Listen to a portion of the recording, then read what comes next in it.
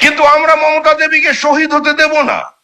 আপনি দেখছেন স্বয়ং জগন্নাথ দেব চলে এসছে, এখন তো চারিদিকে জগন্নাথের বাজা,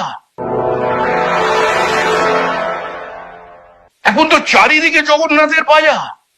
জগন্নাথ আমরা ভেবেছিলাম যে আমরা ওর বিসর্জন দিয়ে দেবো,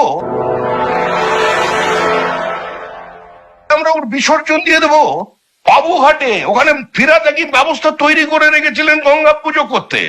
কিন্তু জগন্নাথ দেবের ভিন্ন ইচ্ছা। জগন্নাথ দেবের কাছে গিয়েছিলেন, ফাইল নেয়নি। কালীঘাটের মা কালী আগেই রিজেক্ট করে দিয়েছেন যে বাঁচাতে পারবো না।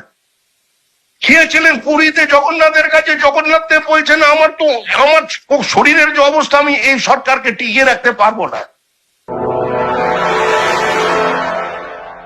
জগন্নাথ দেব বলছেন আমার শরীরের যে অবস্থা, আমি এই সরকারকে টিকিয়ে রাখতে পারবো না। জগন্নাথ দেব এবার এসে গেছেন, জগন্নাথ দেব এসে গেছেন, বলেছেন পূর্ব মেদিনীপুরেই যখন ওনার ইচ্ছা, পূর্ব মেদিনীপুরেই আমার ইচ্ছা।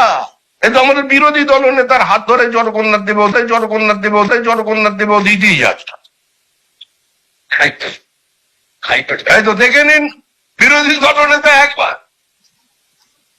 কানে কানে কিস করো, দুধ খাও, আমার এই করো, আমার সারা গায়ে কিস করো।